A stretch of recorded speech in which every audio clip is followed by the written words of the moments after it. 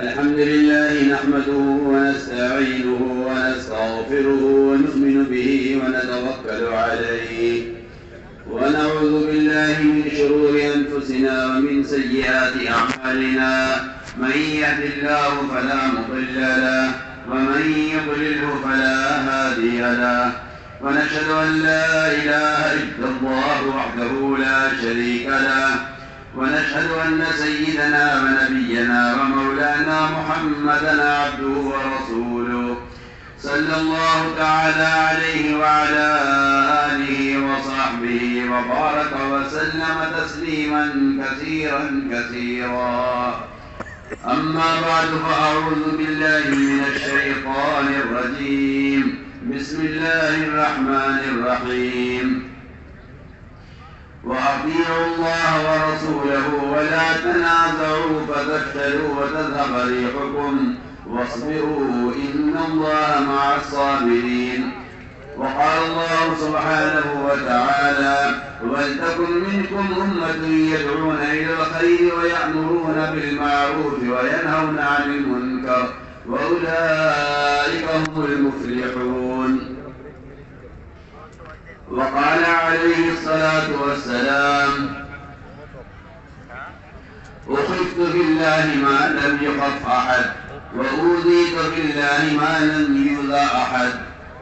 وقال عليه الصلاة والسلام: لا يؤمن أحدكم حتى يكون هواه تبعا لما جئت به. وقال عليه الصلاة والسلام: من رأى منكم منكرا فليغيره بيده فإن لم يستطع فبلسانه فإن لم يستطع فبقلبه وذلك أضعف الإيمان أو كما قال عليه الصلاة والسلام.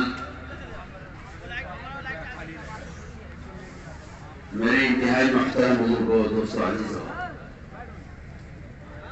امت یہ بھول گئی ہے اجتماعی طور پر یہ امت کیسے بنی.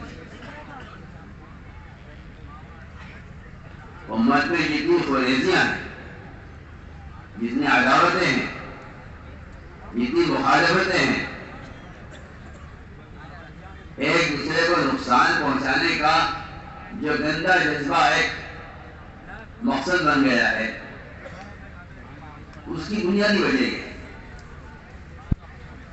یہ امت یہ بھول گئی کہ یہ امت کیسے بنی. مجھے سب سے پہلے عرض کرنا ہے کہ اس امت کے بنانے کے لیے حضور اکرم صلی اللہ علیہ وسلم نے کیا اصول اختیار کیے تھے. کیا اصول اختیار کیے امت کے درمیان کا طبقاتی فرق ختم کرنا، یہ نبی کی بعثت کا ایک بہت بنیادی مقصد تھا. تعلیم، تزکیہ، تربیت، فرائض، یہ سب ایک طرف. سب سے بنیادی کام جو آپ نے کیا ہے، اور آپ صلی اللہ علیہ وسلم نے اپنے رحمت للعالمین اور کافۃ للناس کا جو آپ نے عملی نمونہ پیش کیا ہے، وہ سارے انبیاء علیہ السلام سے بالکل مختلف ہے. اور یہ صحیح نہیں کہ آپ نے کیا تھا صرف، بلکہ آپ صلی اللہ علیہ وسلم نے اپنے صحابہ سے اس کا عہد لیا تھا. صحابہ سے عہد لینا صحابہ سے عہد لینا نہیں ہے، صحابہ سے عہد لینا امت سے عہد لینا ہے. عہد آپ نے صحابہ سے لیا ہے، وہ صحابہ سے نہیں لیا ہے، وہ قیامت تک آنے والی امت سے عہد لیا ہے اس بات کا.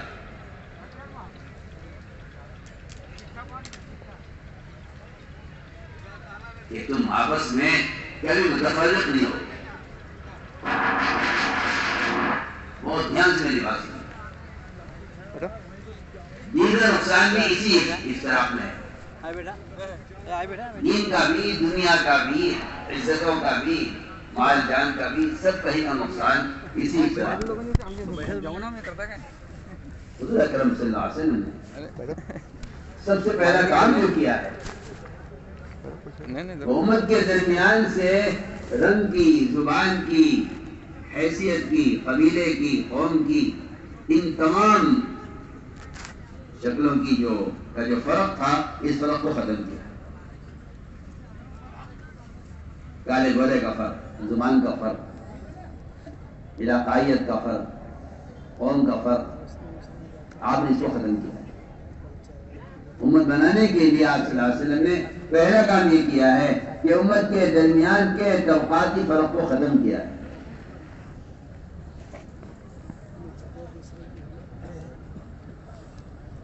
اس لیے سب سے پہلے اس بات کو جاننا چاہیے کہ وہ کیا بنیادی اصول ہیں کہ جن سے امت بنی تھی، اور وہ کیا بنیادی غلطیاں ہیں جس سے امت کے ٹکڑے ہوتے ہیں. آپ صلی اللہ علیہ وسلم کا دائرہ دعوت وہ اتنا وسیع ہے کہ ایک دشمن کو دعوت دینے اور ایک دوست کو دعوت دینے، اور ایک دشمن کی بھلائی اور ایک دوست کی بھلائی، ان دونوں میں کہیں ذرہ برابر فرق نظر نہیں آتا. کہیں جو جذبہ ابو طالب کی ہدایت کا ہے، جو محسن ہے، وہ جذبہ ابو جہل کی ہدایت کا انتہائی موزی ہے. جو جذبہ ابو طالب کی ہدایت کا ہے، وہ جذبہ ابو جہل کی ہدایت کا ہے. آپ صلی اللہ علیہ وسلم نے رنگ میں، زبان میں اور قبیلوں میں اور قوم میں امت بکھری ہوئی تھی. آپ صلی اللہ علیہ وسلم نے آ کر اس درمیان کے اس طبقاتی فرق کو ختم کیا. یہ ہے سب سے بڑا کارنامہ آپ صلی اللہ علیہ وسلم کا، اور یہ سب سے بڑی ذمہ داری ہے اس امت کی. سب سے بڑی ذمہ داری اس امت کی، یہ سب سے بڑی ذمہ داری اس امت کی ہے کہ امت کے درمیان کا طبقاتی فرق ختم ہو. یہ سوال مسلمان کا مسلمان سے، آپ کون ہیں؟ آپ کون ہیں؟ آپ کس مذہب کے ہیں؟ آپ کس خیال کے ہیں؟ میں کہتا ہوں یہ خیال خود امت کو کاٹنے کا اور امت کو توڑنے کا ایک بنیادی سبب ہے. صحابہ کی جماعت سفر میں تھی. ایک شخص اپنی بکریوں کا ریوڑ لے کر جا رہا تھا. خیال یہ ہوا کہ یہ مسلمان تو ہوگا نہیں، اور جنگ چل رہی ہے، لڑائی چل رہی ہے. اس کی بکریوں پر حملہ کیا، اس پر حملہ کیا جائے، اس کی بکریوں کو مال غنیمت بنایا جائے. اس کا ارادہ کیا. جب اس کی طرح بڑھے تو اس چرواہے نے کہا السلام علیکم. چرواہے نے کہا السلام. انہوں نے کہا یہ تو سلام کر رہا ہے، یہ اپنے اسلام کو، یہ اپنے آپ کو مسلمان ظاہر کرنے کے لیے سلام کر رہا ہے تاکہ اس کی بکریاں محفوظ رہیں اور یہ سمجھے، اور یہ لوگ یہ سمجھے کہ یہ مسلمان ہیں، اس سے میری بکریاں بچ جائیں گی. صحابی نے اس پر حملہ کر دیا. اللہ تعالیٰ کو یہ بات پسند نہیں آئی. اللہ تعالیٰ نے اس کو قرآن نازل کیا ہے. دیکھیے یہ بات آپ کو خود بنیادی بات سوچ سکتے. ایک فرد کو یہ کہہ دیا کہ تو مسلمان نہیں ہے. آیت فرمائی اور آیت نازل فرمائی کہ اے ایمان والو، جب تم اللہ کے راستے میں نکلو تو تم کسی کو یہ مت کہنا کہ تم مسلمان نہیں ہے، صرف اس لیے تاکہ تمہیں یہ بکریاں مل جائیں. صرف اس لیے، اس چھوٹی سی دنیا کے لیے، اس حقیر سامان کے لیے تم ایک شخص کو یہ بولو کہ تم مسلمان نہیں ہے. تمہیں کوئی سلام کرے تو تم یہ کہہ دو کہ تم مسلمان نہیں ہے. جس شخص کے بارے میں یہ شبہ تھا کہ یہ مسلمان یا نہیں ہے، جس کے بارے میں یہ حالات بتا رہے تھے کہ یہ اپنی بکریوں کی حفاظت کے لیے سلام کر رہا ہے، قرآن نے کہا تم صاف نہیں ہے. کہ تم کسی مسلمان کو یہ کہو صرف اس خیال سے کہ یہ بکری عبادت کے لیے مسلمان ثابت کر رہا ہے اپنے آپ کو، کہ تم اس کو مسلمان نہیں ہے. آپ اس سے ایک بات سے اندازہ کر لیجیے کہ کسی کو اپنے مزاج کے اور اپنی طبیعت کے خلاف کسی کو سمجھ کر اسے کہنا ہے ابھی ہمارا نہیں ہے. ہم تو ایک مثال عرض کر رہے ہیں یہ اصل امت کیسے بنے، اور اس امت کے بنانے کے لیے آپ صلی اللہ علیہ وسلم نے کیا تکلیفیں برداشت کی. آپ صلی اللہ علیہ وسلم نے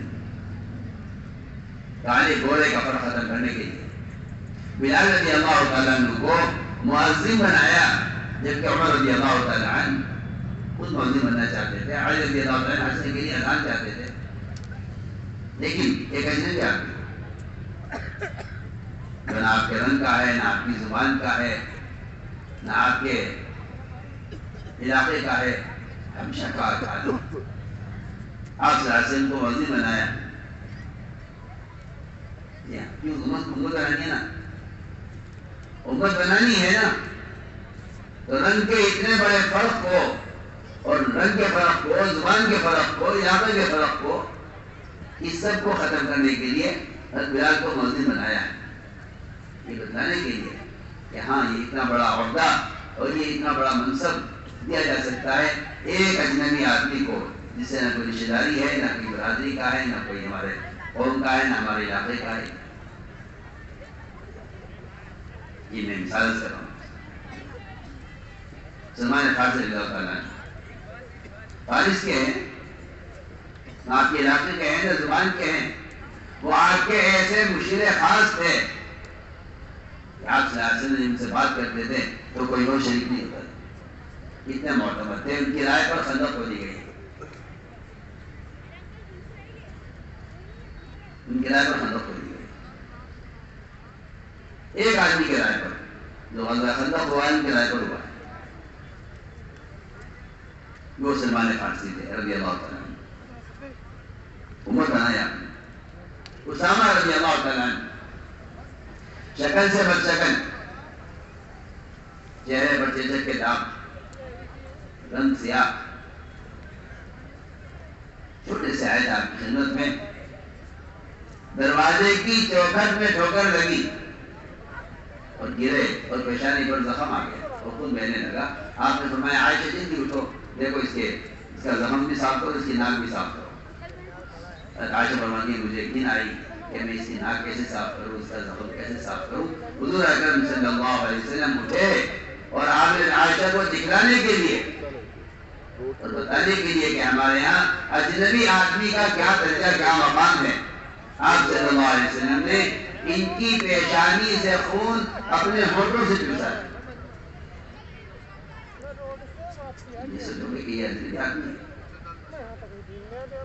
اپنے ہونٹوں سے ان کا خون چوستے تھے اور بال کلی کرتے تھے، پھر ہونٹ سے خون چوستے تھے اور اس کے زخم سے پھر بال کلی کرتے تھے. اس طرح جب تک خون نہیں رک گیا آپ صلی اللہ علیہ وسلم، روایت میں ہے یمسہ ثم یمجہ، یمسہ ثم یمجہ، یہ اس کے زخم سے چوستے تھے خون اپنے ہونٹوں سے، اپنے ہاتھ سے ناک صاف کی. یہ سب کس لیے ہوتا ہے؟ یہ سب کس لیے؟ میں آپ کو بتانا چاہتا ہوں سب سے پہلے کہ دعوت کا دائرہ اتنا وسیع ہے. میں یہ بتانا چاہتا ہوں آپ صلی اللہ علیہ وسلم کے وہ اخلاق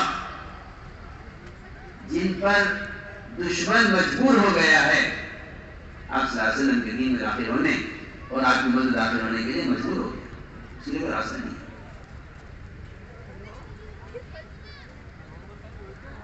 یہ ہے رنگ اور برادری کی مثال. زبان کی مثال بھی سن لو. یہ ہماری زبان کا نہیں ہے، یہ ہمارے علاقے کا نہیں ہے.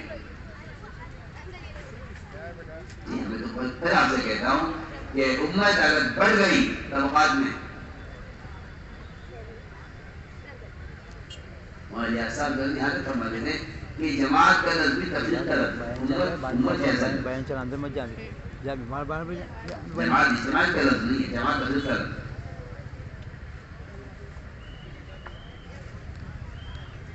چنانچہ ایک مباحثہ آیا، یہ صہیب، سلمان، بلال رضی اللہ عنہ اجمعین یہ سب بیٹھے ہوئے تھے ایک حلقے میں۔ خزرج کے سردار، خزرج کے ایک آدمی کسی نے بتا دیا، انہوں نے یہ کہہ دیا کہ یہ تو باہر کے ملک کے لوگ ہیں، ہمارے یہاں کے ہیں نہیں، ان کی ہماری زبان الگ الگ ہے، یہ نبی کی دعوت کے کام میں مدد نہیں کر سکتے، یہ مدد ہم کر سکتے ہیں، کیونکہ ہم نبی کے زبان والے ہیں، ہم ان کی خاندان والے ہیں، ہم ان کے قریب والے ہیں، ہم ان کے ملک والے ہیں، یہ اجنبی لوگ ہیں، یہ ان سے وہ کام ہو نہیں سکتا جو ہم سے ہو سکتا ہے، کیونکہ ان کی زبان ہماری زبان میں فرق ہے۔ جب اس نے یہ بات کہی تو معاذ جبل رضی اللہ تعالیٰ عنہ وہ کیسے متعدیہ کا گریبان پکڑ کر کھینچ کر لے گیا آپ کی خدمت میں، اور جا کر کہا کہ رسول اس نے ایسی بات کی۔ حضور اکرم صلی اللہ علیہ وسلم کو یہ بات اتنی بری لگی، آپ نے ممبر سے بیان فرمایا اور ممبر پر چڑھ کر آپ نے فرمایا کہ عربی زبان نہ تمہاری ماں ہے نہ تمہارا باپ ہے، میں تو خود ہم بات کر سکتا ہمارا اپنے پڑوسی کو، میرے گھر کا پڑوسی ہو، میرے مہینے کا پڑوسی ہو، میرے حلقے کا پڑوسی ہو، میرے صوبے کا پڑوسی ہو، میرے ملک کا پڑوسی ہو، اسی کو گنجائش نہیں ہے کہ آپ کسی فرد کو، کسی مسلمان کو اجنبی سمجھیں۔ آپ صلی اللہ علیہ وسلم کے پاس لائے پکڑ کر اور کہا اس نے ایسی بات کہی ہے، آپ نے فرمایا کہ عربی زبان نہ تمہاری ماں ہے نہ تمہارا باپ ہے، یہ تم فخر کرو، زبانوں میں سے ایک زبان ہے۔ اس بات پر آپ کو اتنا غصہ تھا کہ آپ اس پر بیان کر رہے تھے اور یہ معاذ جبل رضی اللہ تعالیٰ اسے گریبان پکڑ کر کھڑے ہوئے۔ آپ نے فرمایا کہ یہ معاذ اسے قیس کو جہنم کی طرف دھکا دے، یہ بھی خود اہم بات ہے۔ زبان یہ زبانیں یہ تو تمہارے تعارف کے لیے تھی، اور یہ قبیل تمہارے تعارف کے لیے تھے، یہ بٹنے کے لیے یا لڑنے کے لیے نہیں تھے۔ میں نے عرض کیا کہ یہ میں نے ایک بنیادی بات عرض کی ہے کہ امت بننے کے لیے ہمیں حضور اکرم صلی اللہ علیہ وسلم کی تعلیمات کی طرف اور آپ کے طریقہ دعوت کی طرف اور آپ کی وسعت قلبی کی طرف اور آپ صلی اللہ علیہ وسلم کے اخلاق کی طرف ہر قیمت پر واپس پلٹنا پڑے گا، ہر قیمت پر واپس پلٹنا پڑے گا کہ آپ صلی اللہ علیہ وسلم کا امت بنانے کا اصول کیا تھا، آپ صلی اللہ علیہ وسلم امت بنانے کا اصول کیا تھا۔ ہمیں اس کے لیے سب سے پہلے اس پر غور کرنا ہوگا کہ حضور اکرم صلی اللہ علیہ وسلم نے کس طرح صبر کیا اور اپنے صحابہ کو صبر کا کیسے عادی بنایا، اپنے صحابہ کو صبر کے کیسے عادی بنایا اور ایسا صبر کا عادی بنایا۔ اللہ اکبر۔ آپ صحابہ کو ابو ذر غفاری رضی اللہ تعالیٰ عنہ لیٹے ہوئے مسجد میں آپ تشریف لائے، آپ صلی اللہ علیہ وسلم نے اپنے ان کو حرکت دے کر اٹھایا اور پوچھا ابو ذر مسجد کیوں سو رہے؟ عرض کیا میرا کوئی گھر نہیں ہے، میں اسے مسجد میں سو رہا ہوں، میں نے کہا میرا کوئی گھر نہیں ہے۔ میں ابو ذر جب کیا ہوگا اس وقت تم کیا کرو گے جب تمہیں نکالا جائے گا مدینے سے؟ عرض کیا کہ میں ملک شام چل جاؤں۔ میں پھر کیا ہوگا جب ملک شام سے نکالے جاؤ گے، کہیں دوبارہ مدینے آ جاؤ؟ میں پھر کیا ہوگا جب تم مدینے سے دوبارہ پھر نکالا جائے گا تیسری مرتبہ؟ تو یہ عام طور سے لوگ کہتے ہیں کہ صبر کب تک کریں، صبر کب تک؟ ہم صبر کب تک کریں گے؟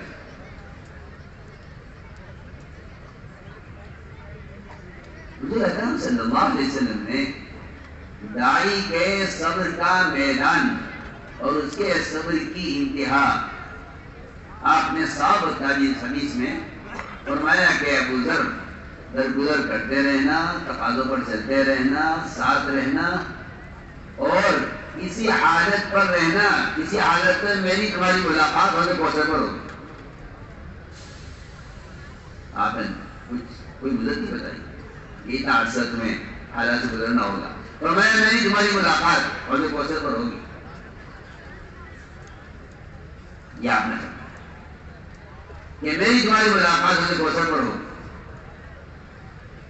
حضور اکرم صلی اللہ علیہ وسلم کے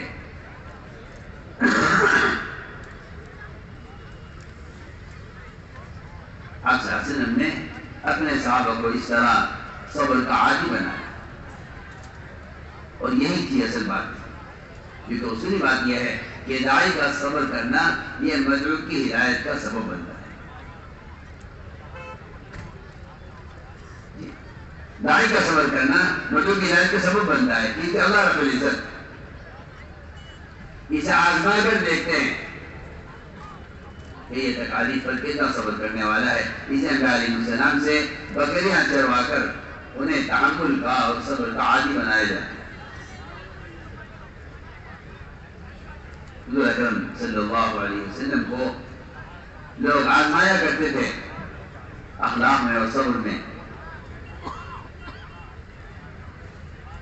غیر مسلم بھی جانتے تھے کہ نبی کے نبی ہونے کی علامت یہ ہے کہ ان کے ساتھ جتنی زیادتی کی جائے گی ان کے صبر و تحمل میں اتنا اضافہ ہوگا۔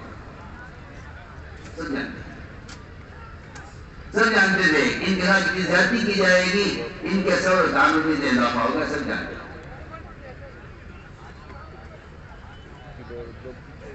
جی بات ایک یہود کے بڑے عالم تھے جن میں سانت آپ صلی اللہ علیہ وسلم کی بعثت کی خبر اور آپ صلی اللہ علیہ وسلم کے وجہ مبارک کو انہوں نے اپنی کتاب میں پڑھا ہوا تھا۔ وہ آئے آپ صلی اللہ علیہ وسلم تو دیکھا، دیکھ کر سمجھے کہ ہاں یہ نبی ہو سکتے ہیں، لیکن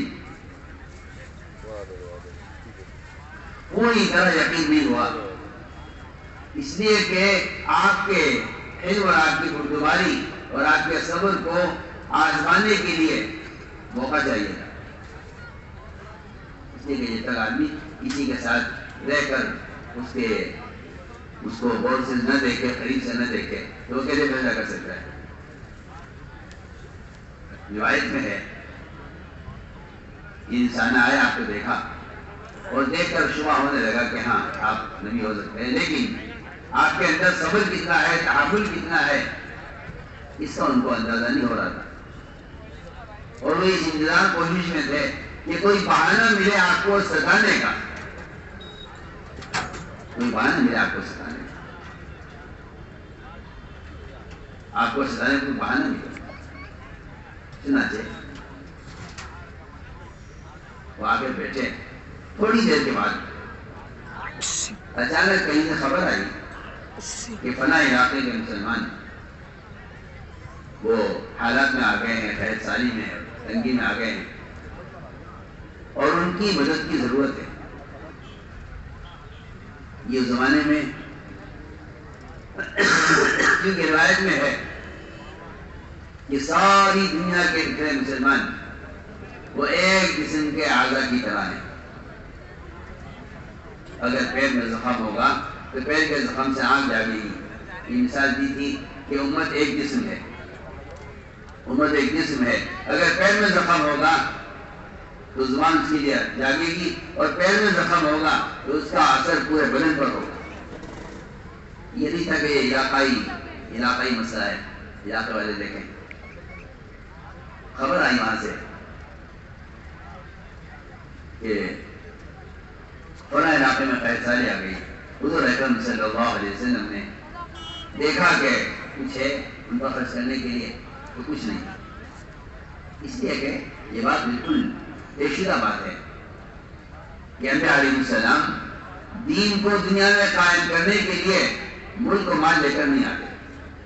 اور یہ بات طے شدہ بات ہے کہ ملک و مال سے دین اسلام کا کبھی قائم ہوا نہ اندر قائم ہوگا. یہ خیال غلط ہے لوگوں کا. یہ خیال غلط ہے لوگوں کا کہ اگر مال ہوتا تو دین قائم ہو جاتا, اقتدار ہوتا ہمارے پاس تو اسلام قائم کر لیتے. میں کہتا ہوں کہ اسلام نہ مال سے قائم ہوتا ہے نہ اقتدار سے قائم ہوتا ہے.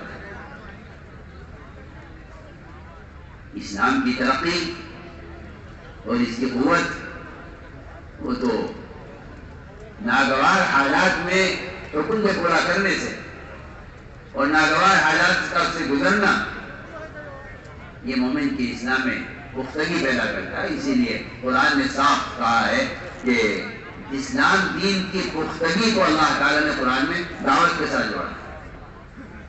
دین کی پختگی کو عزیزوں کے ساتھ جوڑا ہے. دین کی پختگی کو صبر و تحمل کے ساتھ جوڑا ہے.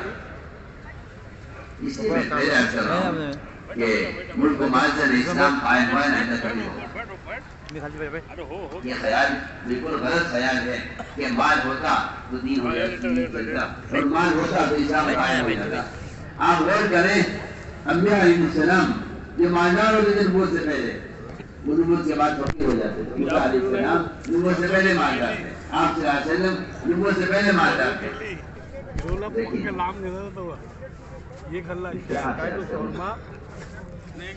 کہ دین کے پھیلنے کے لیے, دین کے قائم ہونے کے لیے مال کو تو ہمیشہ وہ لوگ بنیاد بناتے ہیں جن کے دل میں مال کا تاثر ہوتا ہے. میں اس کی مثال کروں, جو لوگ یہ سمجھتے ہیں کہ پہلے مال ہو تو مال سے دین کے شعبے قائم ہو, مال ہو تو مال سے دین قائم ہو. آپ ذرا غور کریں. حضور اکرم صلی اللہ علیہ وسلم سے کفار نے یہ کہا کہ اے محمد صلی اللہ علیہ وسلم, اگر آپ اپنے اس کام میں کامیاب ہونا چاہتے ہیں تو آپ اپنی اس دعوت کی محنت سے پہلے آپ پہلے یہ کام کریں کہ اللہ تعالیٰ سے کہیں, آپ اللہ سے کہیں کہ یہ مکی کے پہاڑ ہٹوا کر یہاں کی زمین کو پہلے نرم بنایا جائے اور یہاں باغات لگائے جائیں اور یہاں نہریں جاری کی جائیں. پھر ان باغات سے آگے پاس آمدنی ہوگی, آگے پاس مال ہوگا. پھر آپ دعوت کا کام لے کر شروع کریں. تو جو آدمی آپ کے کام میں رکاوٹ بنے گا پھر آپ پانچ اس کا مقابلہ کیجیے گا. یہ کفار نے آپ کو یہ مشورہ دیا. سنیے تو نہیں کیا کہ یہ کفار نے مشورہ دیا کہ آپ اس غربت میں اور ان حالات میں آپ کیسے کام کریں گے. آپ پہلے طاقت بنائیے اپنی, اور اس کی شکل یہ آپ کہتے نا کہ میرا اللہ کے تعلق ہے تو ہمیں لگ کے بھیجا گیا, کہیے کہ اللہ سے میں کیا عرض کروں آپ حضرات سے. ابھی بھی اس کی ایک کڑی لوگوں میں موجود ہے. وہ یہ کہتے ہیں کہ اگر مال ہوگا تو ہم کام کر لیں گے. حالانکہ قرآن یہ کہتا ہے کہ وہاں مال نہیں تھا, وہ روئے اور انہوں نے کہا یہ رو کر کہ ہم کیا کریں, ہمارے پاس خرچ کرنے کو مال نہیں ہے. مالدار لوگ آگے بڑھ گئے, ہمارے پاس خرچ کرنے کو مال نہیں ہے, ہم پیچھے رہ گئے. ایسی اللہ نے تسلی دی ہے ان کو قرآن میں بھی اور ان سے بھی دی ہے.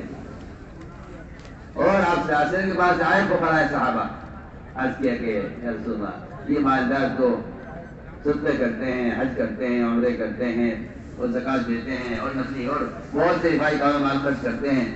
یہ تو ہم سے آگے چلے گئے بہت, ہمارے پاس تو مال نہیں ہے کہ ہم ان کا مقابلہ کر سکیں. آپ سے نے نہیں فرمایا کہ تم بھی تجارت کرو, کوشش کرو, مزدوری کرو, کماؤ اور کما کے خرچ کرو, یہ نہیں فرمایا. مالداروں سے آگے بڑھنے کے لیے مال کمانے کی بات نہیں فرمائی. بلکہ فرمایا مالداروں سے آگے بڑھنا چاہتے ہو اگر نیکی میں تو میں تمہیں تسبیحات بتلاتا ہوں. وہ کہہ رہے ہیں مال میں آگے بڑھ گئے, آپ کہہ رہے ہیں تمہیں تسبیحات بتلاتے ہیں کہ تم مالداروں سے آگے بڑھ جاؤ گے. آپ نہیں فرمایا کہ مال کماؤ, انہوں کہ مال کماؤ, مالدار بن کر دین کا کام کرو نہیں. اس لیے یہ بات سب کو جاننی چاہیے کہ اس دعوت کے تقاضوں میں اور اس محنت کی نقل و حرکت میں مالدار اور غریب محنت کے اعتبار سے دونوں برابر تھے.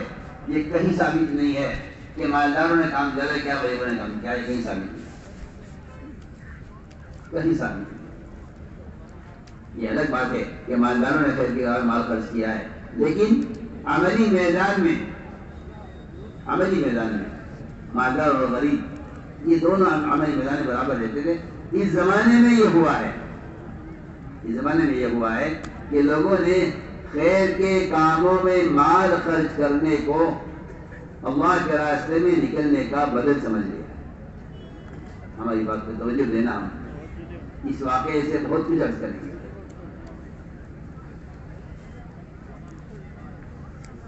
سنیے آپ, حالانکہ کہیں ثابت نہیں ہے سیرت میں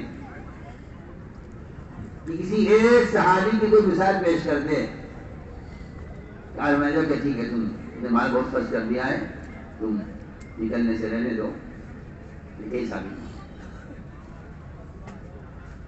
جان 100% صحابہ نے لگائی, مالداروں نے بھی خرچ کیا, لیکن یہ اس زمانے کی بہت بڑی غلط فہمی ہے لوگوں کو کہ وہ خیر کے کاموں مال خرچ کرنے کو اللہ کے راستے کے خروج کا اور دعوت اللہ کے اس فریضے کو خود سے ادا کرنے کا بدل سمجھ لیتے ہیں. یہ میری بات بہت ضروری ہے جو میں کہہ رہا ہوں.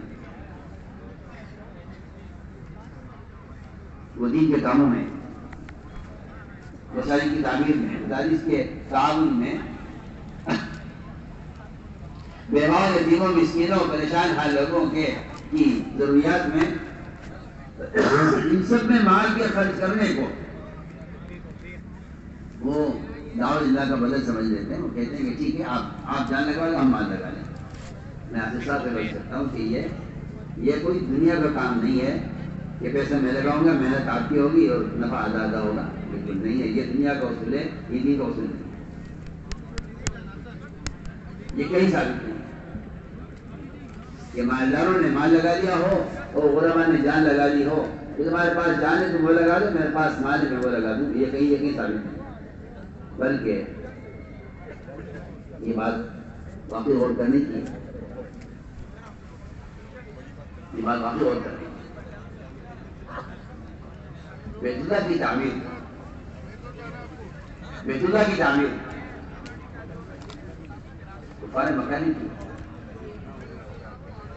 اور بیت اللہ چھوٹا بنا دیا اس خیال سے کہ حلال کا پیسہ کم تھا, حرام کا پیسہ بہت تھا. کہ پیسہ کم ہے, حلال لہٰذا چاہے لال گھر چھوٹا بنے مگر حلال پیسے بننا چاہیے. غلط پیسہ مسجد میں اور اللہ کے گھر میں غلط پیسہ نہیں رکھ سکتے. تعمیر کی, اور آنے والے حاجیوں کو قیام, ان کا طعام, ان کو رسی پلانا, ان کے نئے کپڑے سی کر ان کو دینا, اس لیے کہ وہ بیت اللہ کی تعظیم میں اتنے آگے تھے کہ وہ یہ کہتے تھے کہ جن کپڑوں میں تم گناہ کر کے آتے ہو انہی کپڑوں میں آ کے یہاں عبادت کرتے ہو, اور نئے کپڑے تو ہم دیتے ہیں تمہیں. بلکہ ایک مشرک عاصم والے, ایک مشرک مینا کے سارے حاجیوں کے لیے کھانا تنہا ایک آدمی بنایا کرتا تھا, پورے سال کماتا تھا, اور مینا کے حاجیوں پر وہ کھانے کھلانے کے لیے اعلان تھا اس کا مینا کے میدان میں کوئی چولہا نہیں جلائے گا, کھانا میری طرف سے. یہ جذبہ تھا ایک مشرک کا. جذبہ تھا ایک مشرک کا کہ مینا کے حجاج کے لیے کھانے کا انتظام نہیں کروں گا. آپ کوئی آدمی یہاں مینا میں کھانا نہ بنائے. آپ سوچ لیجیے, آپ مال کے خرچ کرنے کا غیروں میں کیا جذبہ تھا. اللہ نے کیا فرمایا, أجعلتم سقاية الحاج وعمارة المسجد الحرام كمن آمن بالله وجاهد في سبيل الله كمن آمن بالله واليوم الآخر وجاهد في سبيل الله لا يستوون عند الله. یہ بیت اللہ کی آباد کاری اور اس کی صفائی ستھرائی اور اس کی دیکھ بھال اور آنے والے حاجیوں کے قیام کام کا انتظام تم نے اس شخص کے برابر کیسے سمجھ لیا جو ایمان لائے اللہ پر آخرت پر اور دین کی محنت کرے وجاہد فی سبیل اللہ. قرآن صاف کہہ رہا ہے کہ مال کا خرچ کرنا یہ جہاد فی سبیل اللہ کا کوئی بدل نہیں ہو سکتا. یہ تم سے کہا اور مسلمان سے کیا کہا؟ یہ تو مشرک کے بارے میں اس لیے یہ نہیں کہا کہ اسی ایمان لے آئیں بلکہ ان سے بھی یہ کہا جا رہا کے بارے میں وجاہد فی سبیل اللہ کہ ایمان لا کر یہ دین کی محنت کریں تو یہ ان کے برابر ہو سکتے ہیں، ورنہ یہ اللہ کے راستے مال خرچ کرنے والے اور یہ خیرگاہ مال خرچ کرنے والے برابر نہیں ہو سکتے. لوگ اصل میں یہ بات لوگ سمجھتے اس لیے نہیں ہے کہ وہ سمجھتے ہیں یہ بھی صرف اللہ کا راستہ ہے. اور میں آپ کو بتانا چاہتا ہوں سب سے پہلے یہ سبیل اللہ کیا ہے. ایک صحابی عرض میں حاضر ہوئے، عرض کیا ہے رسول اللہ، عرض کیا ہے رسول اللہ، اگر میں 6000 اشرفیہ سونے کی یہ درہم مدینہ منورہ میں لے کر بیواں پر، یتیموں پر، مسکینوں پر، کے کام پر خرچ کر دوں تو کیا یہ میرے اللہ کے راستے میں نکلنے کا بدل ہو جائے گا؟ یہ سوال. تو واقعی میں کہتا ہوں کہ اس سوال کو وہ لوگ جن کو اللہ تعالیٰ نے مالی وسعت دی یہ وہ اس حدیث کو ضرور یاد رکھیں. یہ سوال اس نے اگر کیا ہے آپ صلی اللہ علیہ وسلم سے یہ بتائیے کہ اگر میں 6000 اس زمانے کی 2 کروڑوں کی مالیت ہوگی اگر میں خرچ کر دوں مدینہ منورہ رہ کر خیر کے کاموں پر تو کیا یہ میرے اللہ کے راستے میں نکلنے کا بدل ہو جائیں گے؟ آپ نے فرمایا کہ جو آدمی اللہ کے راستے میں نکل کر سو رہا ہے وہ بھی تجھ سے افضل ہے. وجہ کیا ہے؟ اس کی وجہ کیا ہے؟ میں آپ کو اس کی وجہ بتا دوں. اس کی وجہ کیا ہے؟ مال کا خرچ کرنا جان کا بدل کیوں نہیں بن سکتا؟ اس کی وجہ کیا ہے؟ اس کی وجہ میں آپ کو بتا دوں. پہلی وجہ تو اس کی یہ ہے کہ مال خرچ کرنا یہ مسلمان کی مدد ہے اور جان خرچ کرنا اسلام کی مدد ہے. سنیے، مال خرچ کرنا مسلمان کی مدد ہے. بھوکا ہے اسے کھانا کھلا دو یا ننگا ہے کپڑا پہنا دو، اس کا گھر نہیں اس کا گھر بنا دو. بہت ساری بھائی کام لوگ کرتے ہیں.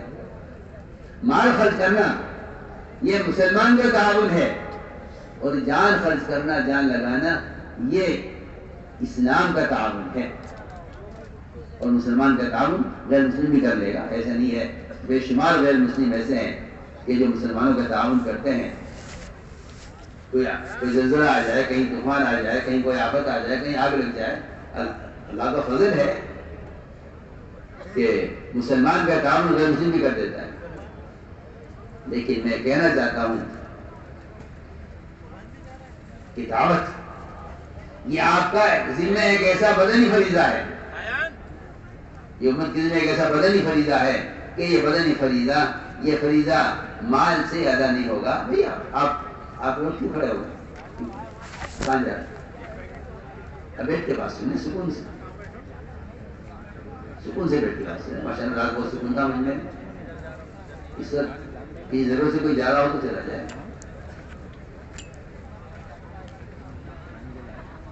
میں عرض کر رہا تھا بہت اہم بات کہ یہ تو 6000 سونے کی اشرفی کی بات ہے. اس سے آگے کی بات یہ ہے اگر اللہ رب العزت کسی شخص کو پوری دنیا کے مال کا مالک بنا دے اور وہ اس سارے مال کو اللہ کی رضا والے کام میں خرچ کر دے تو اللہ کی قسم صرف آدھا دن باہر نکل کر لوگوں کو دعوت دینے والے کے برابر نہیں ہو سکتا. سنی بات حدیث ہے، حدیث ہے. حضرت رواحہ رضی اللہ تعالیٰ عنہ جب ٹھہر گئے جمعہ کی نماز پڑھنے کے لیے، جماعت روانہ ہو گئی، تو آپ نے فرمایا تھا کہ رواحہ اگر تم ساری دنیا کا مال خیر کی راہ میں خرچ کر دو تو اس پر نکلنے والی جماعت کی فضیلت حاصل نہیں کر سکتے. وہ تم سے بہت آگے نکل گئے. بعض روایتوں میں 5000 آگے نکل گئے، بعض روایتوں میں کہ تمہاروں کے درمیان اتنا فاصلہ ہو گیا جتنا مشرق مغرب کے درمیان فاصلہ. کیوں؟ اس لیے کہ میرے دوستوں، دین کی دعوت کا یہ فریضہ یہ مال سے ادا نہیں ہوتا. مال کا تعلق انتظام سے ہے، تو دعوت کا تعلق تیری جان تیرے جسم سے ہے. اور یہ بات حق ہے، کیونکہ آپ دیکھ لیجئے کہ مالی عبادت سب پر فرض نہیں ہے. زکوٰۃ سب پر فرض نہیں ہے، مالدار پر فرض ہے. حج سب پر فرض نہیں ہے، مالدار پر استطاعت والے پر فرض ہے. لیکن نماز روزہ یہ دو عبادتیں بدنی ہیں جو مالدار غریب وزیر فقیر سب پر فرض ہے. شریعت نے بھی مالی عبادت کو مقدم کیا ہے جان پر. جانی عبادت کو مقدم کیا ہے مالی عبادت. جانی عبادت عام ہے مالی عبادت سے. تو میں عرض کر رہا تھا کہ یہ بہت اہم بات ہے کہ دعوت ایک ایسا فریضہ ہے جس کے لیے بدن کا استعمال اصل ہے. مال کے خرچ کرنے سے اللہ کی قسم دعوت کا فریضہ ادا نہیں. اگر کوئی شخص اپنی زندگی میں اپنی چھوٹی ہوئی نمازوں کا فدیہ دینا چاہے مال سے، نہیں دے سکتا. نہیں دے سکتا. آپ کو نمازی پڑھنی پڑے گی. ہاں، آپ کا فدیہ آپ کی موت کے بعد دیا جا سکتا ہے. فدیہ موت کے بعد دیا جا سکتا ہے. مال آپ کے فرائض کا فدیہ موت کے بعد بن سکتا ہے. ہم اس لیے عرض کر رہے ہیں کہ زندگی میں اس کی دعوت کے فریضے کا فدیہ مال کیسے ہو سکتا ہے؟ دعوت کے فریضے کے لیے تو بدن کا استعمال اصل ہے. تو میں نے عرض کیا کہ ایک بات یہ ہے، حضور اکرم صلی اللہ علیہ وسلم نے پوچھا صحابہ سے، بھائی کسی کے پاس مال ہے؟ آپ قرض لیا کرتے تھے؟ آپ قرض لیا کرتے تھے. آپ نے ہجرت پر قرض لیا ہے، اللہ نے آپ کو مال نہیں دیا کہ لو نبی آپ کو ہجرت کرنی ہے یہ مال لے لو، ہجرت کر لو. نہ سواری آپ کے پاس تھی، نہ خرچہ آپ کے پاس تھا. آپ نے قرض لیا. آپ نے قرض لیا اور اپنے دوست سے قرض لیا جس نے سارا مال اٹھا دیا آپ پر. آپ اس سے قرض لے رہے ہیں اور قرض نہیں رہے، قرض ادا کر رہے ہیں. کہ نہیں ابو بکر سواری اجی میں نے آج کے دن کے لیے تیار کر رکھی ہے، میرے آپ کے لیے سواری ہے، میں تو منتظر تھا اس کا. نہیں، یہ دعوت کا کام ہے، اس میں آدمی اپنا مال خرچ کرے، اور نہیں ہے تو قرض لے کر خرچ کرے. لیکن دوسرے کا مال سے دعوت میں دوسرا تو عرض کرتا ہوں، جو لوگ دوسرے کا مال پر دعوت دیں، دوسرے کا مال پر تبلیغ کریں، ان کی دعوت اتنی بے اثر ہوگی، اس لیے کہ ان کا مجاہدہ ناقص ہے. ان کا مجاہدہ ناقص ہے. اس لیے کہ دوسرے کے مال سے جو دعوت دے رہے ہیں، کیونکہ ان کا مجاہدہ ناقص ہو جائے گا. اس لیے آپ صلی اللہ علیہ وسلم نے سفر ہجرت میں قرض لیا. جب وہاں پہنچے تو وہاں مدینہ منورہ میں مرکز اور مسجد بنانے کے لیے آپ صلی اللہ علیہ وسلم نے زمین خریدی ہے. آپ نے زمین خریدی ہے. یتیم بچوں نے اپنی زمین بیچ کی آپ صلی اللہ علیہ وسلم کہ آپ یہاں بنائیے، ہم زمین دے رہے ہیں. ہمارے کہ نہیں، ہم زمین خریدیں گے، ہم زمین خرید کر بنائیں گے، ہم زمین خرید کر بنائیں گے مسجد. کسی کے حق پر مسجد نہیں بنائیں گے. اب یہ بہت کام کی بات آپ سے کہہ رہا ہوں، اور اس بات کے اندر بہت ساری باتیں ہیں جو میں کہہ رہا ہوں آپ سے اس وقت. کہ بھائی زمین تو اللہ کی ہے، اسی بنا دیکھیں. سنیے میں کیا کہہ رہا ہوں. زمین بنانے کے لیے آپ زمین مسجد بنانے کے لیے آپ زمین خریدیے، مسجد کی تعمیر کرنی زمین خریدیے، آپ گھر بناتے ہیں زمین خریدتے ہیں، آپ زمین خریدیے اور خرید کر مکان بنائیے. کیوں؟ اس لیے کہ اس کی ضرورت بھی ہے، اس کی فضیلت بھی ہے. جسے من منا بسم اللہ بن اللہ علیہ وسلم فی الجنہ.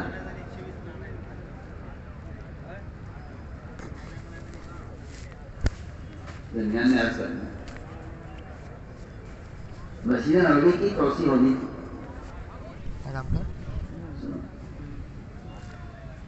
یہ میں اس لیے کہہ رہا ہوں کہ لوگ بعض مرتبہ دین کے نام پر کسی کا حق مار دیتے ہیں.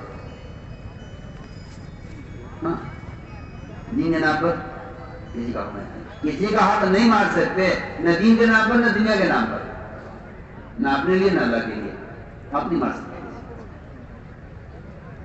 مسجد نبوی کی توسیع ہونی تھی تو اس مسجد نبوی کی توسیع میں حضرت عباس کا مکان آ گیا.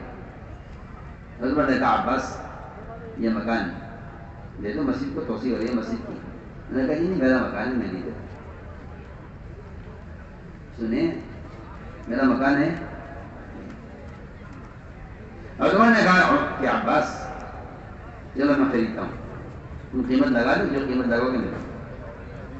حضرت عباس نے کہا کہ نہیں مجھے مکان بیچنا بھی نہیں. حضرت نے کہا عباس ایک بات تو اگلی بات یہ ہے کہ تم یہ مکان مسجد کو دے دو، میں تمہارے لیے جنت میں ایک مکان کی ضمانت دیتا ہوں. حضرت عباس نے کہا جنت میں تیرا مکان موجود ہے، مجھے تو اور مسجد کی ضرورت نہیں ہے، مجھے مکان نہیں دینا.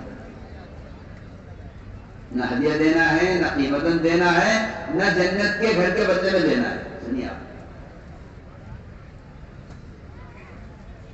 تمہارا معاملہ کیونکہ اختلافی ہو گیا ہے تو ایسا کرتے ہیں اپنے درمیان کسی کو سازش بنا لیتے ہیں،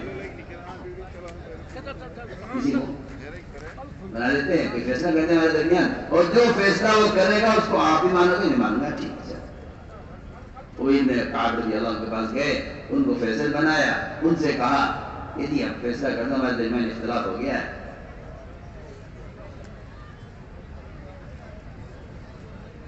آپ فیصلہ کریں. لگا میرا فیصلہ مانیں گے آپ دونوں؟ کیا مانیں گے، جو فیصلہ کریں. ہم لوگوں کو پوری امید تھی کہ وہی ہم نے کہا کہ ماشاء اللہ دیندار متقی آدمی ہے، یہ مسجد کے حق میں فیصلہ کرے گا اور کہہ دے گا بھائی مسجد کی ضرورت ہے، آپ کو مکان دے دینا چاہیے. لیکن جب بات سامنے آئی اب نے فیصلہ سنایا اور یہ کہا کہ عمر تم عباس کا مکان نہیں لے سکتے. عباس کا مکان نہیں لے سکتے. وہ فیصلہ حضرت عمر کے خلاف ہوا، حضرت عباس کے حق میں فیصلہ ہوا. حضرت عباس نے کہا اب یہ فیصلہ ہو گیا نا، اب یہ مکان مسجد کے لیے. ہاں طریقہ ہوتا ہے نا، طریقہ ہوتا ہے کہ کسی کا حق نہیں ماننا ہے. ورنہ بیت المقدس کی تعمیر سلیمان علیہ السلام کے ذمہ کی اللہ تعالیٰ نے کہ بناؤ یہاں گھر. قبلہ اول سارا دن محنت کرتے تھے جنات اور انسان، اور تعمیر ہوتی تھی، اور صبح سے لے شام، صبح سے لے کے شام تک، اور شام کو ساری دیواریں مسجد اقصیٰ کی اور ساری دیواریں غائب ہوتی تھی، اور ساری تعمیر غائب ہوتی تھی. صبح پھر آ کر دیکھتے تھے مستری مزدور کہ یہ کیا ہوا. پھر ساری تعمیر ہوتی تھی، پھر شام کو میدان صاف ہوتا تھا، وہاں پہ آتا تعمیر کے لیے. اللہ سے کہتا ہے کیا ہو رہا ہے، تیرا حکم بھی ہے مسجد بنانے کا، اور بھی ادھر بناتا ہوں، ادھر دن بھر کی بنائی ہوئی تعمیر غائب ہو جاتی ہے. اللہ نے فرمایا کہ اس زمین کے مالک سے پہلے معاملہ کرو. تم دوسرے کی زمین گھر، میرا گھر دوسری زمین کیسے بنا رہے ہو؟ میں تو حیران ہوں کہ مسلمان دوسرے کی زمین گھر بنا لیتا ہے، وہاں اللہ کا گھر مسلمان کی زمین بنانے کی اجازت نہیں ہے. میں تو اپنا گھر بنا لیتا ہوں کسی کے مکان پر، کسی کی جگہ پر دعویٰ کر کے، مقدمہ کر کے. مثال دے رہا ہوں، وہاں گھر بن رہا ہے اللہ کا، اور اللہ اس سے راضی ہوگا کہ نہیں آپ میرا گھر دوسرے کی جگہ پر کیوں بنا رہے؟ علیہ السلام کو اللہ نے فرمایا کہ مکان جگہ جس کی اس کا معلوم کیا. علیہ السلام نے تحقیق کی, زمین کا مالک آیا, اس سے معاملہ ہوا, اس نے کہا جی اتنے کی دوں گا, کہ جتنے کے آپ ہوں گے ہم اتنے کی لیں گے.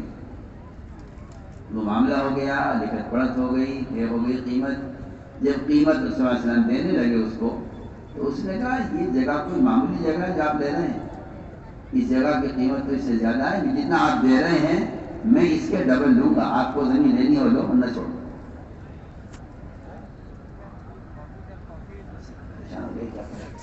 لیکن اس کا مطالبہ تھا صلی اللہ علیہ وسلم نے ڈبل قیمت دی کہ ٹھیک ہے آپ کل آؤ, آپ ہم آپ کو اس کی ڈبل قیمت دیں گے. اگلے دن آیا, اس نے ڈبل قیمت پیش کی. اس نے کہا یہ زمین تو اتنے کی نہیں ہے, یہ زمین کی طرح بڑی قیمتی زمین نہیں ہے, یہ تو آپ کو قیمت دے رہے ہیں, ہمیں تو اس کی ڈبل چاہیے. میں ایک مثال دے رہا ہوں کہ مساجد کے بنانے کے لیے کیا جذبہ اور کیا شوق ہوتا تھا. کیا نہیں اس کی ڈبل دوں گا. 3 مرتبہ اس نے ہر دفعہ آخر میں کہا کہ اب کیا ہمارا آپ کا معاہدہ اس پر ہوگا کہ آپ آئندہ اس میں زیادتی نہیں کریں گے, اللہ کا گھر بنانا ہے. اس پر آ کر وہ السلام نے کہا کہ نا میں کیا کروں, یہ تو مانتا نہیں. اللہ نے فرمایا سلیمان اپنے پاس سے دے رہے ہو تو تم جانو, تمہارا زمین کا مالک جانے, ہمارے پاس سے دے رہے ہو تو فکر نہیں کرنا. ہمارا خزانہ کو تمہارا یقین ہے, اگر ہمارے خزانہ کو یقین ہے تو تمہیں اس کی قیمت لگانے کی کیا پرواہ ہے, اور اگر تمہارے پاس سے دے رہے ہو تو تم جانو وہ جانے. میں نے تو یہ ساری بات اس پر عرض کی ہے کہ مالداروں کو اس بات سے مطمئن کر دیتا ہے. صاف صاف آپ سے کہہ رہا ہوں کہ بھائی مال خرچ کرتے ہیں, علم پر مال خرچ کرتے ہیں, خیر کے کاموں پر مال خرچ کرتے ہیں, مدارس مساجد پر, لیکن یہ بات آپ یاد رکھیے گا کہ مال خرچ کرنے سے اجر تو مل جائے گا, لیکن علم تو علماء کی صحبت اور علماء کی مجالس اور علم تو سیکھنے سے آتا ہے. علم تو سیکھنے سے آتا ہے. مال کا خرچ کرنا علم کا متبادل نہیں ہوتا. جس طرح مال کا خرچ کرنا علم کا بدل نہیں ہے, اس طرح مال کا خرچ کرنا دعوت کے فریضے کا ہی بدل نہیں ہے. علم کا فریضہ بھی آپ کے ذمہ ہے اور دعوت کا فریضہ بھی آپ کے ذمہ ہے. جس کا تعلق آپ کے اپنے بدن سے ہے, مال اس کا بدل نہیں بن سکتا. تو میں نے عرض کیا ہے کہ صحابہ کے پاس کسی کے پاس ہی مال نہیں.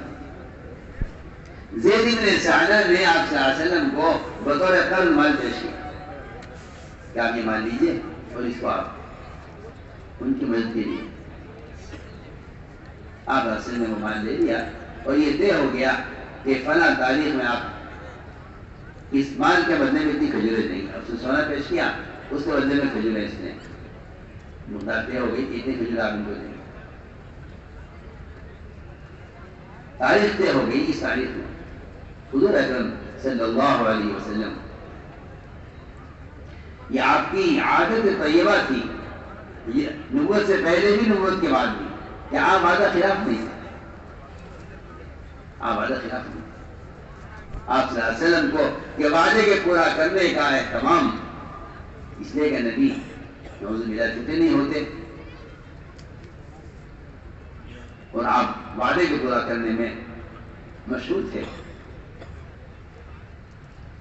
آپ وعدے کے پکڑنے میں مشہور تھے. تاریخ طے ہو گئی کہ اس تاریخ میں آپ ان کو کھجوریں دیں گے. کیونکہ آپ صلی اللہ علیہ وسلم کا کفار بھی جانتے تھے کہ یہ وعدہ خلاف نہیں. آپ کے وعدے کو پورا کرنے کا تو اتنا اہتمام تھا, اتنا اہتمام تھا. اللہ اکبر. ایک مرتبہ میں درمیان واقعہ عرض کروں, آپ کے وعدہ وفائی کا اہتمام, اور وعدہ بھی ایک دشمن سے وعدہ, ایک دشمن کے وعدے کو پورا کرنا, اور وہ بھی قتال کے جنگ کے موقع پر. قتال کے جنگ کا موقع ہے اور دشمن کے وعدے کو پورا کرنا. غزوہ بدر ہو رہا تھا, غزوہ بدر ہو رہا تھا. بدر کے موقع پر جب مقابلہ قریب تھا.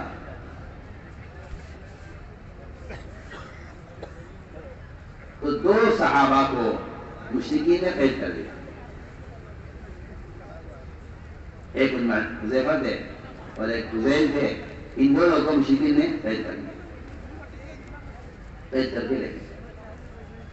ادھر یہ دونوں غائب نظر آئے. آپ صلی اللہ علیہ وسلم نے پوچھا یہ دونوں کہاں ہیں؟ چنانچہ غزوہ قریب تھا، بالکل قتال ہونے والا تھا. آپ صلی اللہ علیہ وسلم نے ان دونوں کو نہیں پایا. ادھر یہ دونوں مشرکین کی قید میں تھے. یہ باتیں جنگ ہو رہی ہے. دشمن نے ان دونوں کو قید کر لیا. ان دونوں نے ایک راستہ یہ نکالا بچنے کے لیے، چھوٹنے کے لیے، کہ ان سے یہ کہہ دیا مشرکین سے کہ دیکھیے جی آپ ہمیں چھوڑ دیں، ہم آپ سے وعدہ کرتے ہیں کہ ہم آپ سے بھی لڑیں گے اور آپ سے لڑنے والوں کی مدد بھی نہیں کریں گے. سنیے آپ، یہ بہت اہم بات ہے، آپ کو سنا رہا ہوں. ہم وعدہ کرتے ہیں آپ سے، ہم آپ سے لڑیں گے بھی نہیں اور آپ سے لڑنے والوں کی مدد بھی نہیں کریں گے. گویا اس وقت قتال کا موقع ہے اور یہ بھی کہہ دیا آپ ہم لڑیں گے نہیں، اور یہ بھی کہہ دیا کہ ہم آپ سے لڑنے والوں کا ساتھ نہیں دیں گے. ان کا وعدہ کرتے ہیں. یعنی آپ غور کریں، مسلمان کے وعدے کا غیر مسلم یقین کر رہا ہے ایسے حالات میں.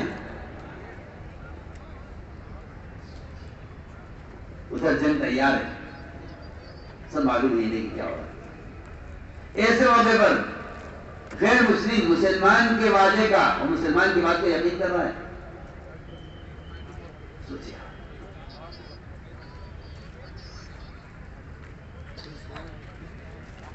روایت میں ہے یہ دونوں یہ وعدے کو چھوڑ دیا. یہ دونوں واپس آئے. حضور اکرم صلی اللہ علیہ وسلم سے آ کر سارا واقعہ سنایا. یا سنا اس طرح ہم پکڑے گئے تھے، مگر ہم نے ایک ایسی حکمت اختیار کی، اور ظاہر بات ہے ہر خطرہ کہ لڑائی تو دھوکے کا موقع ہوتا ہے. ہم کو دھوکہ دے کر لے کر آ گئے ہیں اور انہوں نے چھوڑ دیا. اس شرط پر چھوڑ دیا، ہمیں وعدہ کر لیا. ہم نے جب آپ آگے بڑھے میدان کی طرف، ان دونوں صحابہ سے کہا تم دونوں یہاں بیٹھ جاؤ، تم غزوے میں شرکت نہیں کرو. اللہ اکبر! کیا اہل بدر، ان کا مقام، ان کا درجہ. لیکن یہ 2 صحابی بدر کے غزوے میں شریک نہیں ہوئے. آپ صلی اللہ علیہ وسلم کہ تم یہاں بیٹھ جاؤ، اس لیے کہ تم نے وعدہ کر لیا. غیر مسلم مشرک جن سے دشمنی چل رہی ہے ان سے وعدہ کر لیا کہ نہیں، مسلمان وعدہ خلاف نہیں ہوتا. ہم ایک مشرک سے بھی اگر وعدہ کرتے ہیں تو اس وعدے کو وقت تک پورا کرتے ہیں. یہ آپ صلی اللہ علیہ وسلم کی تعلیم ہے. چنانچہ روایت میں ہے کہ وہ دونوں بدر کی جنگ میں شریک نہیں ہوئے. آپ نے وعدہ پورا کیا. اس کی مثال دے رہا تھا. اسی طرح میرے محترم دوستو، آپ صلی اللہ علیہ وسلم تو انتظار میں تھے کہ وہ دن آئے گا کہ اس میں ان کو مجھے ان کے سے قرض سونا لیا ہے مسلمانی کی مدد کے لیے، یہ ان کو کھجورے واپس کر دیں. 3 دن باقی تھے اس قرض کی ادائیگی میں. یہ 3 دن پہلے زید بن ثانہ آپ صلی اللہ علیہ وسلم بقی میں تھے. یہ آئے، آپ صلی اللہ علیہ وسلم کی زبان پکڑا، آپ کو زبان سے دھکا دیا اور سخت درجے میں آپ سے بات کہ تم قریشی ٹال مٹول کرتے ہو اور تم وقت قضا ادا نہیں کرتے. سخت درجے میں بات کی اور آپ کو دھکا دیا دیوار کے ساتھ. بتائیے نا کتنی بڑی زیادتی ہے کہ ابھی 3 دن باقی ہے قرض کی ادائیگی میں. اس نے آ کر اسے معلوم تھا نا کہ یہ وعدہ وفائی، یہ وعدہ خلاف کریں گے نہیں، اور مجھے ان کا صبر برداشت، ان کے اندر برداشت کتنی ہے اس کا مجھے امتحان لینا ہے زیادتی کر کے. کیا میں آپ سے عرض کروں میرے دوستوں عزیزو، ہم دنیا میں اس کام کے کرتے ہوئے آنے والی تکالیف میں اس لیے پریشان ہو جاتے ہیں کہ ہماری نظر ان تکالیف پر نہیں ہے جو محمد صلی اللہ علیہ وسلم نے اپنے کام کو سمجھانے کے لیے برداشت کی. اور سب فرماتے تھے جو ناگواری اس طرح سے پیش آئے اس کو صحابہ کے اندر کی ناگواری میں تلاش کیا کرو. یہ صحابہ کو کہاں پیش آئے؟ آپ صلی اللہ علیہ وسلم کو دھکا دیا گیا، آپ کا گریبان پکڑا اس نے، اور آپ ایسے اطمینان سے ہیں جیسے کوئی آپ کا کوئی کام اس سے ہونا ہے، جی ہاں، جیسے کوئی آپ کا مقصد پورا ہو رہا ہے اس سے، کیونکہ آپ کو یہ عادی مطلوب ہے، ہمیں عادی مطلوب ہے۔ میں آپ سے ایک بات کر سکتا ہوں کہ اگر تاجر کو گاہک کی گالیاں اور گاہک کی طرف سے آنے والی گالیاں اگر اس کو برداشت نہیں ہے تو میں سمجھتا ہوں شاید ایسے تاجر تجارت نہیں کر سکتا، سن لے گا، کوئی بات نہیں کہتی، کوئی بات نہیں، کیونکہ اسے اس کسٹمر سے مال مطلوب ہے، یہ اس کی سارے اگواڑے برداشت کر رہا ہے، تمہارا مال نقلی ہے اور تمہارا مال صحیح نہیں ہے، سب برداشت کر رہا ہے، اپنی چیز کی تعریف کرتا جاتا ہے اور گاہک کی بات کو سنتا جاتا ہے، کوئی پرواہ نہیں کرتا، ہنس کے بات کرتا ہے، تعریف ہنس کے بات کرتا ہے، اس کا مقصد یہ ہے کہ جو مال اس کے پاس ہے مجھے وہ چاہیے اور مجھے اپنی چیز بیچنی ہے ہر قیمت پر۔ تو میں نے عرض کیا کہ آپ صلی اللہ علیہ وسلم کو کیونکہ عمر کی ہدایت مطلوب ہے، آپ اطمینان سے تھے، آپ بڑے اطمینان سے تھے۔ عمر رضی اللہ تعالیٰ نے یہ حالات دیکھے تو عمر نے تلوار نکالی، عمر نے عرض کیا کو اجازت دیجیے میں اس کی گردن اڑا دوں۔ اب یہ ہے بہت غور کرنے کی بات کہ دعوت کا سیاست کا کیا فرق ہے، کہاں فسادات ہوتے ہیں اور کہاں فسادات اور کہاں بگڑے ہوئے حالات سدھرتے ہیں۔ آپ صلی اللہ علیہ وسلم کی تعلیمات پر غور کیا جائے، آپ کا ساتھ دیا حضرت عمر نے، آپ کی حمایت میں، آپ کی محبت میں تلوار اٹھائی اس پر، یہودی پر، وہ مسلمان بھی نہیں ہے، غیر مسلم ہے، اس پر تلوار اٹھائی، اس کی اجازت دی ہے اسے قتل کر۔ آپ صاحب نے بتایا عمر تم نے کیا کیا؟ واقعی میں سمجھتا ہوں کہ یہ کون کر سکتا ہے، اپنے حمایتی کو دبا رہے ہیں، اپنے حمایتی کو دبا رہے ہیں، بجائے اس کے نعوذ باللہ آپ اس پر عمر کا ساتھ دیتے کہ تمہارا ساتھ دے رہے ہیں۔ جہاں جو حالات بگاڑے جاتے ہیں وہاں حمایتیوں کو ابھارا جاتا ہے اور دشمنوں کو دبایا جاتا ہے، اور جہاں ہدایت مطلوب ہوتی ہے وہاں حمایتی کو دبایا جاتا ہے اور ستانے والے کو نوازا جاتا ہے۔ دیکھیے آپ اس وقت یہ واقعہ ایسا عجیب و غریب واقعہ ہے، میں کہ عمر ان کو لے جاؤ، ابھی 3 دن بعد نہیں، ابھی لے جاؤ ان کو، ان کا جو ہمارے ذمہ قرض ہے وہ ان کو 2 کھجوریں وہ پورا ان کا ادا کرو، اور اس کے بعد فرمایا کہ جب قرضہ ادا ہو چکے تو ان کو 70 کلو کھجوریں اور مزید دینا، اور اس لیے دینا کہ تم نے اس کو تلوار سے دھمکی دی۔ آپ سوچیں، میں کہتا ہوں کہ اسی لیے میں کہا کرتا ہوں کہ احسان کے 3 درجے ہیں، احسان کے 3 درجے ہیں۔ پہلا درجہ احسان کا سب سے ادنا، سب سے گھٹیا، سب سے یعنی کہنا چاہیے کہ جس کا ادا کرنا واجب ہے وہ یہ کہ آپ اپنے موسیقی پر احسان کریں، وہ آپ پر احسان کریں، آپ اس پر احسان کریں، یہ احسان کا سب سے ادنا درجہ ہے۔ اپنے موسیقی پر احسان کرنا احسان کا سب سے ادنا درجہ ہے، یہ تو آپ کی ذمہ واجب ہے کہ آپ اپنے موسیقی کے احسان کا بدلہ دیں۔ احسان کا پہلا درجہ یہ ہے، سب سے گھٹیا، سب سے ادنا درجہ احسان کا یہ ہے کہ آپ نے موسم کے احسان کا بدلہ دیں۔ اس سے آگے احسان کا بدلہ کہ آپ اس آدمی پر احسان کریں جس نے کبھی آپ کو نہ سلام کیا ہو، نہ کبھی آپ سے ملا ہو، نہ آپ سے جانتے ہو، کچھ نہیں، آپ ایک عام انسان پر احسان کریں، یہ احسان کا درمیانہ درجہ ہے۔ اعلیٰ درجہ کیا احسان ہے؟